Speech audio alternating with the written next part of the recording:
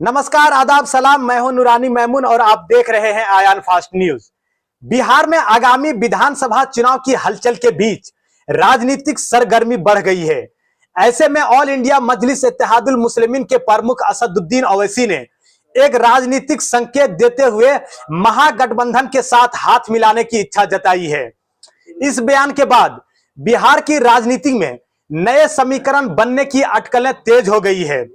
हैदराबाद से सांसद असदुद्दीन ओवैसी ने बीते दिन एक प्रेस कॉन्फ्रेंस में कहा कि देश के वर्तमान राजनीतिक हालात और बिहार में हो रही सांप्रदायिक राजनीति को देखते हुए अब सभी धर्मनिरपेक्ष ताकतों को एक साथ आने की जरूरत है। एआईएमआईएम हमेशा से संविधान और अल्पसंख्यकों के अधिकारों के लिए लड़ती रही है। अगर महागठबंधन इसी एजेंडे पर आगे बढ़ता है तो हम साथ आने के लिए तैयार हैं। ओवैसी के इस बयान को राजनीतिक विश्लेषकों ने महागठबंधन के लिए एक सहयोग का प्रस्ताव माना है।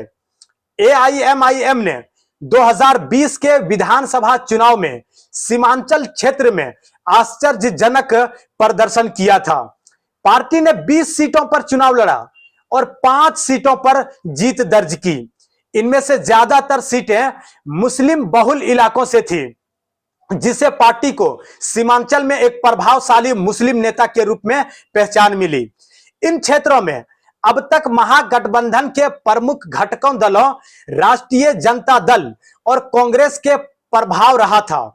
एआईएमआईएम के उभार ने इन दलों की चिंता बढ़ा दी है, क्योंकि मुस्लिम वोटों के बिखराव से एनडीए को सीधा फायदा मिल सकता है।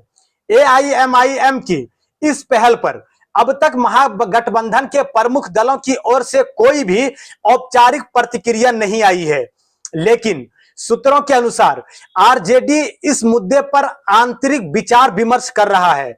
आरजेडी के एक वरिष्ठ नेता ने नाम छापने की शर्त पर बताया कि हम ओवैसी साहब के बयान को गंभीरता से ले रहे हैं। हालांकि एआईएमआईएम के साथ गठबंधन को लेकर हमारी पार्टी में कुछ मतभेद है, क्योंकि उनके आने से कुछ पुराने मुस्लिम वोट बैंक प्रभावित हो सकते हैं। फिर भी फांसीवादी ताकतों को रोकने के लिए हमें सभी धर्मनिरपेक्ष दलों के साथ विचार करना होगा। कांग्रेस के भीतर एआईएमआईएम को लेकर संदेह की भावना अधिक है। 2020 के चुनाव के बाद कांग्रेस नेताओं ने एआईएमआईएम पर भाजपा की बी टीम होने का आरोप लगाया था, ये कहते हुए कि उन्होंने मुस्लिम वोटों में सेंध मारी कर भाजपा को अप्रत्यक्ष रूप से मदद की है। राजनीतिक विश्लेषकों की राय क्या है, इस पर हम बात करते हैं। राजनीतिक विश्लेषक संजय कुमार का मानना है कि सीमांचल क्षेत्र की लगभग 20 सीटें ऐसी है जहां मुस्लिम मतदाताओं की संख्या निर्णायक भूमिका में है।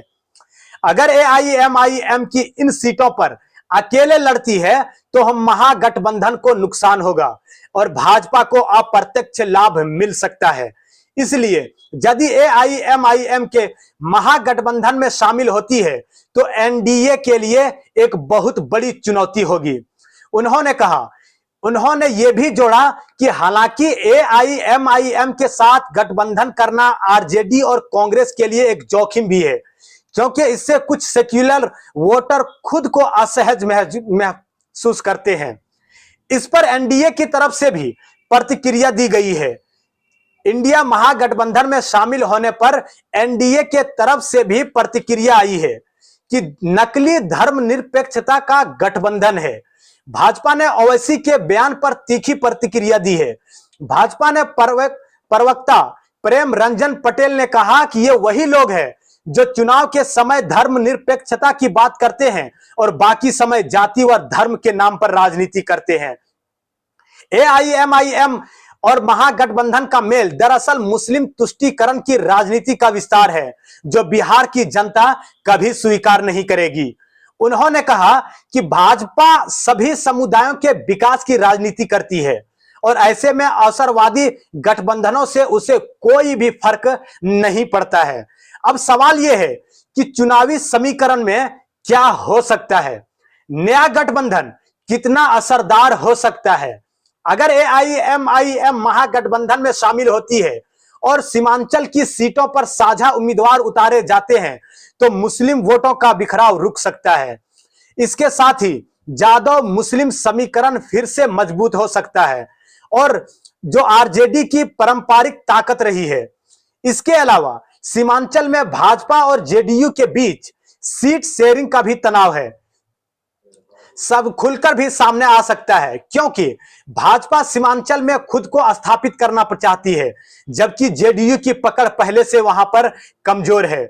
सूत्रों के मुताबिक एआईएमआईएम गठबंधन में शामिल होने के लिए कुछ प्रमुख शर्तें भी रख सकती है। सीमांचल की कम से कम 15 सीटों पर उम्मीदवार उतारने की मांग। जी हां, मुस्लिम समुदाय के अधिकारों पर साझा घोषणा पत्र में प्रतिबद्धता, सीमांचल के विकास के लिए विशेष आर्थिक पैकेज का वादा। यदि ये शर्तें मान ली जाती है तो एआईएमआईएम महागठबंधन के हिस्से के रूप में एक मजबूत भागीदार बन सकती है। बिहार की राजनीति में हमेशा से जाति और धर्म की भूमिका महत्वपूर्ण रही है। एआईएमआईएम की सीमांचल में पकड़ है और असदुद्दीन ओवैसी की बढ़ती लोकप्रियता को नजरअंदाज करना महागठबंधन के लिए मुश्किल हो सकता है। ऐसे में अगर ओवैसी महागठबंधन में शामिल होते हैं जो वो आगामी विधानसभा चुनाव में किंग मेकर की भूमिका भी निभा सकते हैं। हालांकि एआईएमआईएम की छवि, पुरानी चुनावी समीकरण और कांग्रेस के साथ उनके पुराने मतभेद इस राह को आसान नहीं बनाते, लेकिन यदि सभी धर्मनिरपेक्ष ताकतें वास्तव में भाजपा के खिलाफ एकजुट होना चाहती है तो ये गठजोड़ बिहार के राजनीति में बड़ा मोड़ ला सकती है, बड़ा हलचल मचा सकती है। तो बने रहे हमारे IR फास्ट न्यूज के साथ। मैं हूं नूरानी मैमून।